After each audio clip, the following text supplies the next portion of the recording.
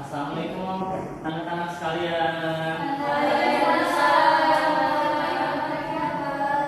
Apa kabar semuanya? Alhamdulillah, luar biasa. Allahu Akbar. Alhamdulillah, berserta didik Bapak dalam keadaan sehat-sehat semua. Baiklah, sebelum kita memulai pembelajaran kita pada siang kali ini, alangkah baiknya kita berdoa terlebih dahulu. Silakan kepada ketua kelas untuk memimpin doa terlebih dahulu. Baiklah teman-teman sekalian, sebelum kita mulai belajar, kita berdoa mulai. Berdoa selesai. Baik, terima kasih kepada ketua kelas telah memimpin doa kita pada pertemuan kali ini. Baiklah, sebelum Bapak memulai pembelajaran kita pada siang kali ini, Bapak akan langsung terlebih dahulu anak-anak serta didik Bapak sekalian. Nah, Amela, Hadir Pak. Citra, Hadir Pak. Agustina, Hadir Pak. Inaya, Hadir Pak. Fazila, Hadir Pak. Claudia, Hadir Pak. dan Safira. Hadir. Baik, terima kasih anak-anak sekalian semua. Alhamdulillah kita pada kesempatan kali ini kita hadir semua. Baik, langsung saja Bapak akan menjelaskan terlebih dahulu. Sebelum itu, Bapak ingin bertanya terlebih dahulu pada anak-anak sekalian, apakah ada yang masih mengingat materi kita minggu lalu, materi tentang apa? Izin Bapak.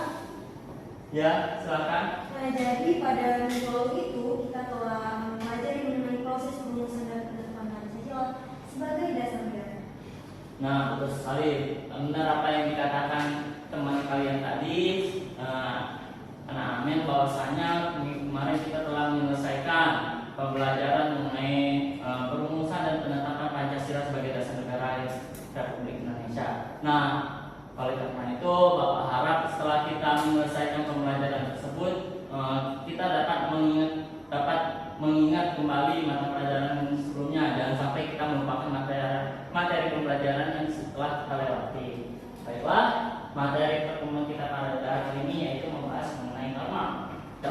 Pada materi kali ini, Bapak akan menjelaskan mengenai norma. Nah, tujuan pembelajaran kita kali ini yaitu yang pertama menjelaskan apa itu pengertian norma dengan baik, pengertian norma yang berlaku dalam kehidupan masyarakat Indonesia. Yang kedua yaitu macam-macam norma yang berlaku dalam kehidupan masyarakat Indonesia. Nah, sebelumnya di PPT sebenarnya Bapak telah membuat mind mapping untuk pembelajaran kita kali ini, yaitu mungkin kalian bisa kalian bisa melihat melalui laptop yang ada di depan. Nah, jadi kita akan mempelajari mengenai norma. Nah, mind mappingnya itu terbagi menjadi 3 kelompok. Yang pertama yaitu pengertian, kita akan membahas pengertian dari norma. Yang kedua yaitu macam-macam. Yang ketiga itu contoh. Nah, macam-macam norma ini terbagi menjadi 4. Yang pertama yaitu norma agama, norma kesopanan, norma kesusilaan, dan norma hukum. Nah, baiklah, langsung saja Bapak masuk materi pembelajaran. Nah, sebelum kita memasuki apa itu norma, ada yang tahu nggak sih pengertian norma? Ya, silakan Inaya. Norma itu peraturan-peraturan, Pak. Nah, ada yang ingin menambahkan apalagi itu norma? Pak. Siap ya, Citra? Cara berpedoman hidup, Pak. Nah, betul apa yang dikatakan teman kalian tadi, bahwasanya terdapat di sini ada kunci norma, yaitu aturan, pedoman, dan sanksi. Kenapa Bapak buat kata kunci demikian? Karena norma itu adalah kumpulan aturan-aturan yang dijadikan pedoman bagi masyarakat, terlebih masyarakat Indonesia, dan akan mendapatkan sanksi bagi yang melanggar norma tersebut. Norma adalah peraturan yang dilengkapi dengan sanksi-sanksi kepada orang yang melanggarnya, atau dapat dikatakan sebagai seperangkat tatanan baik tertulis maupun tidak tertulis. Jadi norma itu dapat secara tertulis maupun tidak tertulis yang berlaku dan merupakan pedoman bagi masyarakat di kehidupan sehari-hari. Nah, selanjutnya itu kita masuk ke macam-macam norma. Nanti terdapat ada 4 kan tadi macam-macam norma. Nah, sebelumnya ada yang tahu nggak sih pengertian norma agama itu apa? Ya, silakan Nangustina. Norma agama itu merupakan norma yang berasal dari Tuhan. Nah, bagus, mantap. Betul apa yang dikatakan Agustina tadi, bahwasanya norma agama secara singkat dapat dikatakan norma yang berasal dari Tuhan. Artinya, terlebih lagi di Indonesia, setiap masyarakat Indonesia pasti memiliki agama masing-masing. Oleh karena itu, mereka pasti memiliki norma agama. Nah, norma agama merupakan aturan yang bersifat mutlak, artinya pasti, tidak dapat diganti-gantikan, tidak dapat ditawar dan diubah aturannya. Norma agama berisi perintah dan aturan dari Tuhan dan berlaku bagi orang yang meyakini agamanya. Nah, jadi akhirat nanti.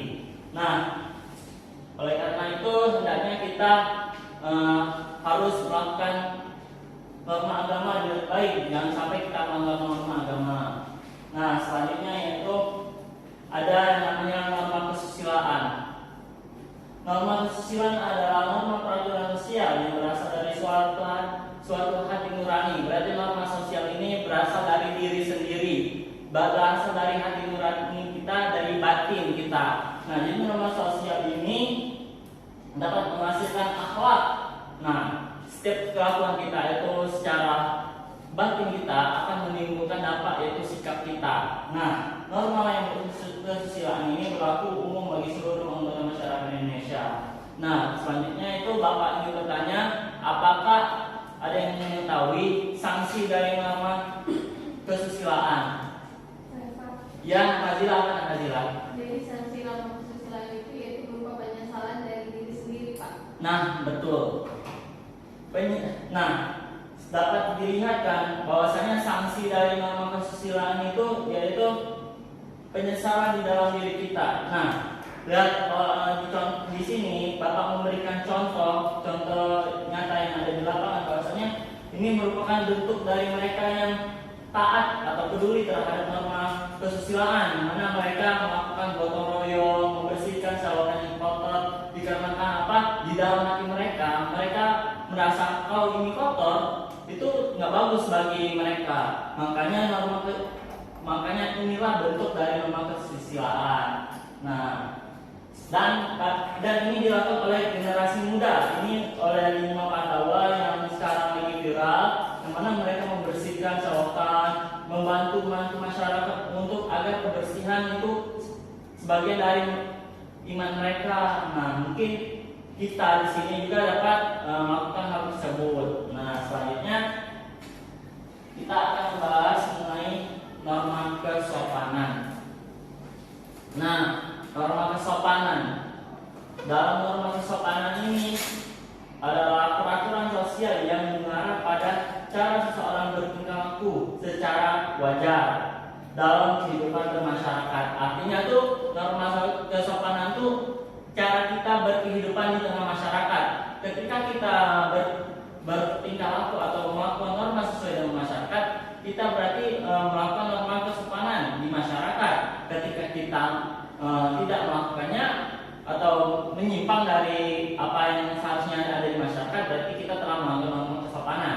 Nah, terus norma kesopanan selalu mengedepankan asas kepantasan, kepatutan, dan kebiasaan yang seharusnya dilakukan di lingkungan masyarakat. Jadi, kita kan sama manusia di masyarakat itu harus saling menolong satu sama lain, gotong royong, sopan santun pada yang lebih tua.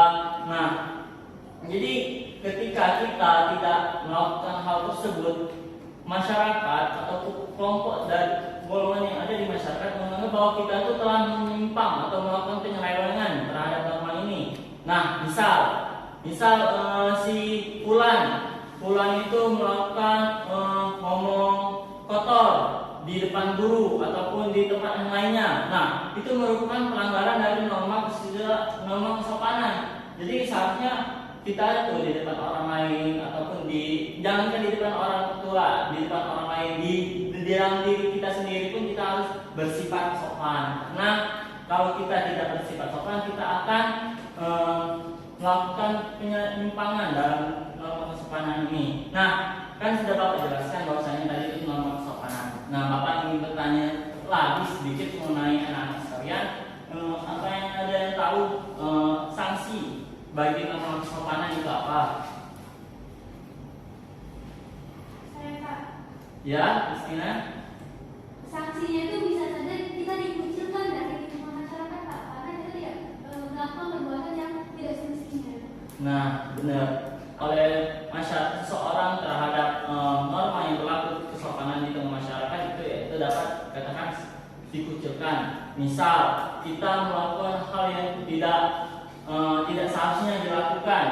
Nah, kita akan dikucilkan, digunjing, diomong oleh masyarakat, terutama di lingkungan sekitar, karena lingkungan sekitar kita lah yang mengetahui kegiatan kita yang ada di tengah masyarakat ini. Oleh karena itu, ketika ada yang kesusahan kita membantu, misal kita lagi di perempatan jalan, ada orang tua yang ingin menyeberang sendirian, tidak ada yang membantu, nah secara kita itu bisa membantu. Itu merupakan contoh dari norma kesopanan. Nah, selanjutnya yaitu yang terakhir yaitu norma hukum.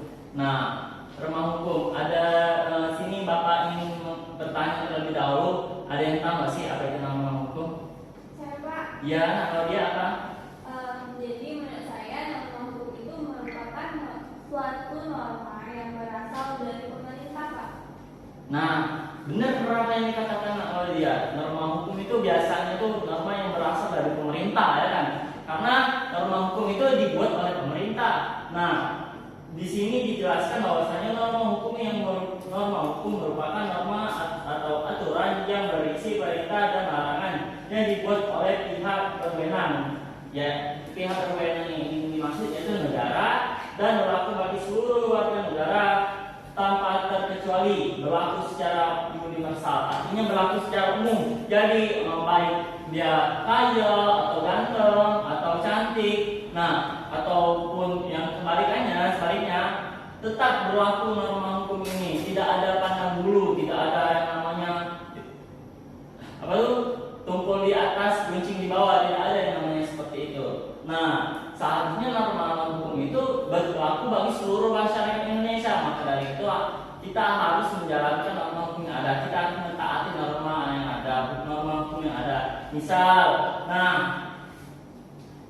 contohnya itu ini, siswa SMP dikena tilang akibat berkendara sepeda motor yang belum sesuai umurnya. Karena ini merupakan bentuk dari pelanggaran norma. Bapak sangat mengharapkan anak-anak Bapak tidak melanggar norma ini karena sangat berbahaya sekali bagi anak-anak Bapak yang melanggar norma ini.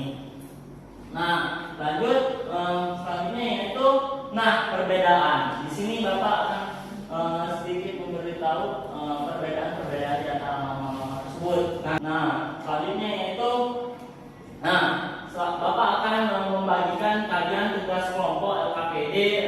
Setiap kelompok masing-masing individu, tugas individu. Setiap siswa peserta didik Bapak diharapkan dapat mengerjakan tugasnya masing-masing. Nah, jadi Bapak akan membagikan terlebih dahulu ya tugas masing-masing. Nah,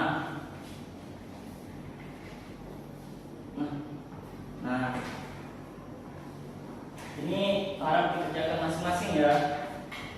Nah, jadi kalian harap dikerjakan masing-masing mengenai norma-norma tersebut. Nah, tugas LKPD yaitu dapat dilihat petunjuk pelajaran yang mana kita akan mengisi garis-garis kosong ini dengan huruf A, I, U, E, O. Jadi misal Bapak mencontohkan sedikit NRM. Ini NRM ini norma. Nah, jadi selanjutnya kalian akan melanjutkan ini. Nah, harap dapat diisi sebentar. Jika ada yang bingung silakan bertanya kepada Bapak. Baik Pak. Ini diisinya di LKPD sini Pak. Ya, silakan isi di LKPD masing-masing ya. Jadi kita akan membahas mengenai ini sedikit.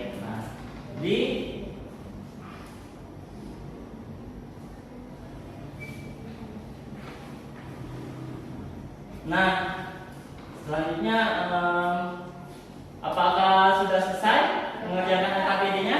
Sudah. Wah, hebat sekali yang Bapak-bapak. Tepuk tangan dulu.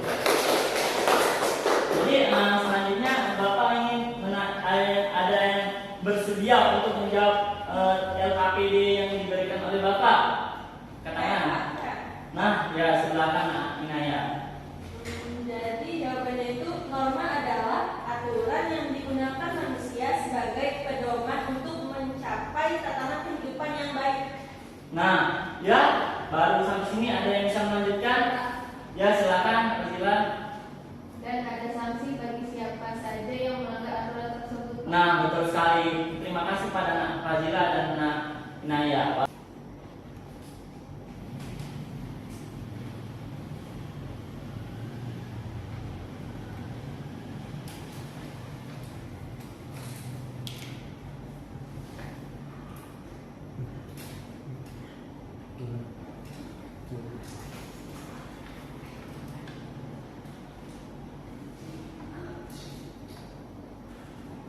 Mungkin ada yang tahu?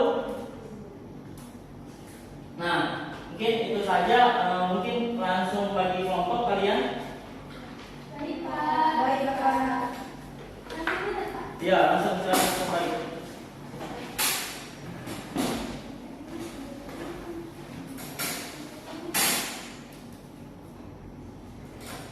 Nah, silakan.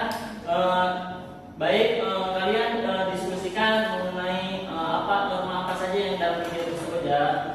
Jadi sudah anak-anak? Nah, baik, langsung balik perwakilan kelompok silakan membahas sedikit. Pak, Yo. kalau mau pertama itu norma kepakaran Pak, karena dia itu mengembalikan barang tadi Pak, karena dia juga bagian dari masyarakat, Ya. harus mengembalikan lagi barang yang jadi. Ya, betul. Nah, kelompok lain? Izin, Pak. Ya. Dari kelompok 1, norma kesusilaan, Pak. Ya, lanjut. Karena Apa? kita lihat itu adalah sebuah kejujuran. Nah, dianya merasa dianya harus jujur. Ya, jika dianya tidak jujur, akan merasa bersalah dalam dirinya, Pak. Nah, baik, selanjutnya kelompok lain. 3 Pak. Ya, Norma agama Pak, mantap. karena dia merasa bahwa hal itu merupakan perbuatan yang salah dan harus mengembalikan ke orang lain Pak, jadi mendapatkan reward Pak dari apa yang dilakukan. Ya, baik. Terima kasih pada anak sekalian bahwa sebenarnya apa yang dikatakan anak sekalian bahwasanya norma tersebut ada, bahkan maupun ada. Nah, mungkin itu saja yang pada kita selesaikan pembelajaran kita pada kali ini. Ada yang dapat memberikan kesimpulan? Oke, Pak. Ya, silakan. Jadi dalam yang pertama itu ada 4 norma, yaitu agama, kesusilaan, kesopanan, dan hukum. Nah, ya benar apa yang dikatakan kalian. Nah, terima kasih kepada anak sekalian telah memperhatikan dengan baik